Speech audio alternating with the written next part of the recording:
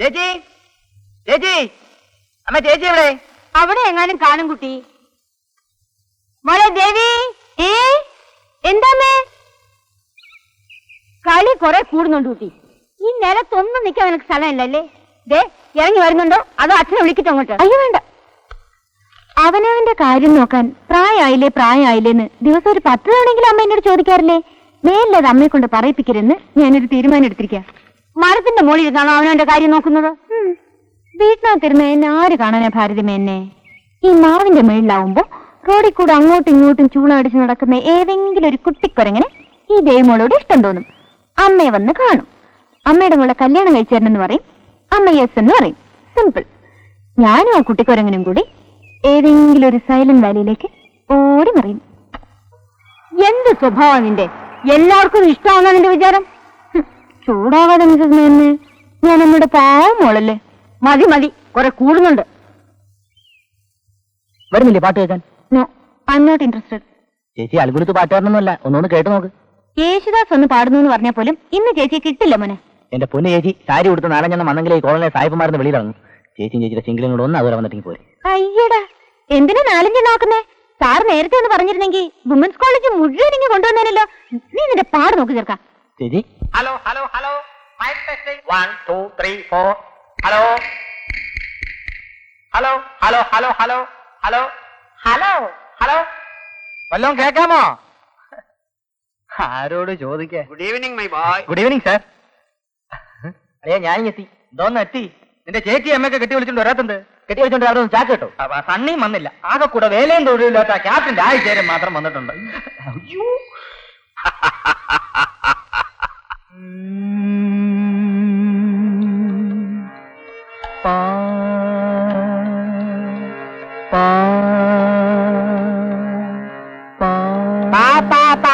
പായി മരിച്ചിവിടെ കിടക്കത്തേ ഉള്ളൂ. ആരും ഇല്ലല്ലയാ. ആ തണ്ണിയുടെ കയ്യിൽ നിന്ന് സുനാ വാങ്ങിച്ച വേസ്റ്റായി. കുടിക്കാൻ പറ്റില്ല വേണം. സുഹൃത്തുക്കളെ, ഒഴിഞ്ഞ കസേരകളെ നോക്കി കുറച്ചും കൂടെ കൂട്ടണേ. തുരുമ്പ് പിടിച്ച വാടക കസേരകളെ നോക്കി സുഹൃത്തുക്കളെ എന്ന് വിളിക്കാൻ ലജ്ജയുണ്ട്. വീട്ടിനകത്തിരുന്ന് വീഡിയോ കാണുന്ന സുഹൃത്തുക്കളെ, ഡൈനിങ് ഹാളിലിരുന്ന് പരദൂഷണം പറയുന്ന മഹതികളെ, ഈ കോളനിയിലെ താമസക്കാരെല്ലാം മാസത്തിൽ ഒരു തവണയെങ്കിലും ഒരുമിച്ച് കൂടണമെന്നും ആ ദിവസം എന്തെങ്കിലും ഒരു പരിപാടി സംഘടിപ്പിക്കണം എന്നുള്ളതും ഇവിടുത്തെ അസോസിയേഷൻ തന്നെയാണ് തീരുമാനിച്ചിട്ടുള്ളത്. ഈ കോളനിയിലെ ഒരു താമസക്കാരൻ അല്ലെങ്കിലും അസോസിയേഷന് വേണ്ടി ഞങ്ങളുടെ കോളേജിലെ ശ്രദ്ധേയനായ ഗായകനെ നന്ദനെ ഇവിടെ ക്ഷണിച്ചു വരുത്തിയിട്ടുണ്ട്. ആദ്യത്തെ പാട്ടോടുകൂടി തന്നെ ഈ കസേരകൾ നിറയുമെന്ന് പ്രതീക്ഷിച്ചുകൊണ്ട് വളരെ നേരത്തെ ഇവിടെ എത്തി ഈ സംരംഭത്തിന് എല്ലാവിധ പ്രോത്സാഹനങ്ങളും നൽകിയ ക്യാപ്റ്റൻ രാജശേഖരൻ അവർക്ക് ഞങ്ങളുടെ നന്ദി, അഗൈതവമായ നന്ദി പ്രകടിപ്പിച്ചുകൊണ്ട് ഗാനമേള തുടങ്ങുകയായി. തുടങ്ങട്ടെ sir? All the best. Thank U.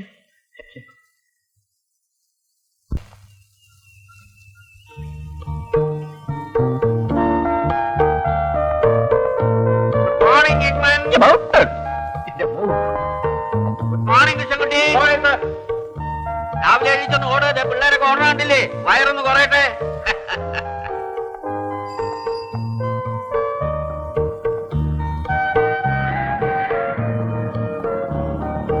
Hello hello. Hey, watch out my boy. Good morning, Gurula. Morning captain. Good morning, young man. Vinod അതിരാവിലെ തുടങ്ങിയല്ലോ വാനോട്ടം അല്ലേ? സാറിന്റെ പ്രായമാകുമ്പോ ഇതുപോലെ ചാടി വാ നോക്കിക്കൊള്ളാം. നല്ല സ്റ്റൈലൻ ഉത്തരം.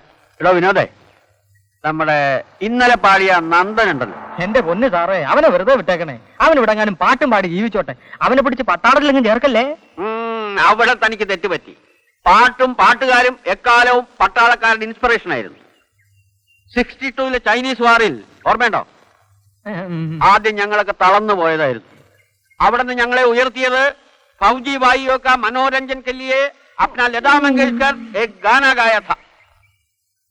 ए मेरे बदन के लोगों जरा आँख में भर लो पानी സാർ നടക്കുന്നില്ലേ? मेरे बदन के लोगो जरा आँख में भर लो. അമ്മയുണ്ട്, ഞാനും ഉണ്ട്. അച്ഛൻ മരിച്ചുപോയി. ഓ, അച്ഛൻ മരിച്ചിട്ട് വളരെ നാളായോ? ഞാൻ 5ാം ക്ലാസ്സിൽ പഠിക്കുമ്പോഴാണ് അച്ഛൻ മരിച്ചത്. നന്ദന്റെ അമ്മ സ്കൂളിൽ പഠിപ്പിക്കുന്നുണ്ട്. പാട്ട് ടീച്ചറാ.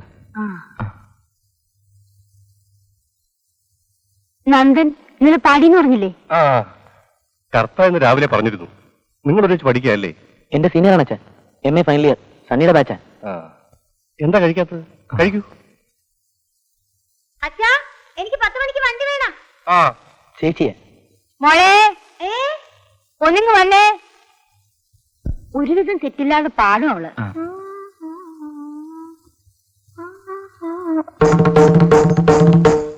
എന്തിനാ വിളിച്ചേ? നന്ദൻ ഇന്നലെ പാടിയില്ലേ? ഇതിനെന്നെ വിളിച്ചത്? ആ, നീയല്ലേ ഇവിടുത്തെ പാട്ടുകാരി? ഇന്നലെ പാട്ട് കേട്ടിരുന്നു. ഞാൻ ഇവിടെ ഇരുന്ന് കേട്ടു. എനിക്ക് ഈ ഗാനമേളക്കാരെ പുച്ഛമാണ്. ചുമ്മാ യേശുദാസിന്റെ പാട്ട് അതുപോലെ അനുകരിച്ച് പാടും. എന്നാ പിന്നെ റേഡിയോ വെച്ചാ പോരെ? ചേച്ചി ഒരു ലതാ മങ്കേഷ്കർ. അതിന് ഞാനത് അവകാശപ്പെട്ടില്ലല്ലോ. അമ്മേ, എനിക്ക് 10 മണിക്ക് പോണം. 50 രൂപയും വേണം. അതിനിപ്പോ എന്റെ കയ്യിൽ എവിടെ രൂപ? അതൊന്നും എനിക്ക് അറിഞ്ഞൂടാ. എനിക്ക് രൂപ വേണം. വിനോദ, അളിയനെ ഇവിടെ ഉണ്ടായിരുന്നോ? ഹേയ്, കുറ്റിയിട്ടിരിക്കാനത്. എടാ, ഇന്ന് വൈകിട്ട് പോണ്ടേ നമുക്ക്? हमारा सन्नी का बच्चा पाड़े स्टेडियम में फुटबॉल खेलता रहता है. എന്ത് പറ്റി രാവിലെ ഹിന്ദി? वो हमारा फौजी भाई है ना, कैप्टन राजेश. मॉर्निंग मिला और मैं मर गया. എന്ന് വെച്ചാ എന്നെ കൊന്നു 1/2 മണിക്കൂർ. അപ്പൊ പോണ്ടേ അളിയാ? ആ, ഞങ്ങളിവിടെ എത്തിക്കോളാം. എത്തിക്കോ, ഞാനും ഇവിടെ എത്തിക്കോളാം. പക്ഷേ ആകലെ ലഗ്ജ എന്ന് വെച്ചാൽ കൈ ധാരാളം കാശ് കൊണ്ടുവരണമെന്ന്. വല്ലതും വാങ്ങിച്ച് തിന്നോണ്ട് വേണം കളി കാണാൻ, അല്ലെങ്കിൽ വിശക്കും. അപ്പൊ ഷാർപ്പ് 4 o'clock സ്റ്റേഡിയത്തിന്റെ വാതിൽ കാണണം. ഒന്നും ഇല്ല ഇവിടെ. ആ, പോട്ടെ അളിയാ. എന്തോ വിനോദ്.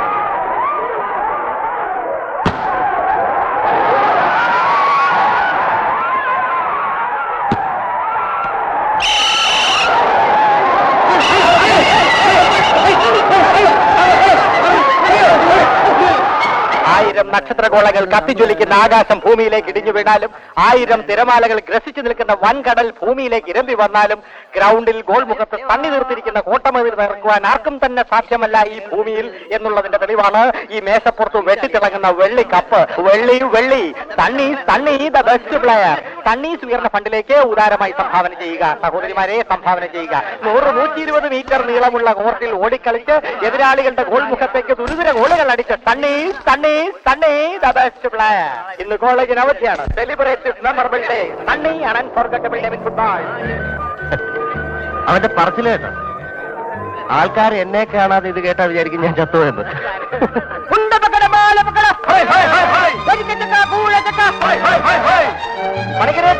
ക്യാൻറ്റീൻ മൊത്തം വില പറയുന്നോ? നിങ്ങൾ ഉൾപ്പെടെ ഈ ക്യാൻറ്റീൻ വിലക്കെടുത്ത റിഡക്ഷൻ വല്ലതും ഉണ്ടോന്ന്? നല്ല വിധിയായിരിക്കും അല്ലേ? ഇരിക്കൂ, എല്ലാരും ഇരിക്കൂ. ഹലോ, ഈ സഹോദരിമാർക്ക് ഓരോ ത്രിൽസ് കൊടുക്കൂ. ത്രിൽസ് കുടിച്ചവർ ത്രില്ലാകട്ടെ. ഞങ്ങൾക്ക് ത്രില്ല് മാത്രം പോരാ, കടിക്കാനും വല്ലതും വേണം. അവനവന്റെ വിരലും കടിച്ചോണ്ടാ മതി. 50 പൈതായും തന്നിട്ട് കടിക്കാൻ വല്ലതും വേണമെന്ന്. സുഹൃത്തുക്കളെ, നമ്മുടെ എല്ലാം അഭിമാന ഭാജനമായ തന്നെ ഇതാ എത്തിക്കഴിഞ്ഞിരിക്കുന്നു. Give him a big hand. സത്യഗുണേശ്വര, ഒരു ത്രില്ല് കൊണ്ട്. എന്റെ പേര് പറഞ്ഞ എത്ര ഒപ്പിച്ചു? എത്ര ഒപ്പിച്ചാലെന്താ? ഞാനല്ലേ തൊണ്ടായി തള്ളിച്ചത്. വൈകിട്ട് സ്മോൾ അതിനുള്ളതല്ലേ ഞാൻ ഒപ്പിച്ചിട്ടുണ്ട് അണ്ണാ.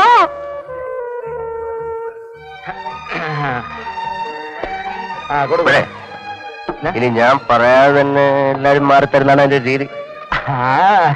സുഹൃത്തുക്കളെ, സ്വീകരണം കഴിഞ്ഞ സ്ഥിതിക്ക് നമുക്ക് എത്രയും പെട്ടെന്ന് ഇവിടം കാലിയാക്കാം.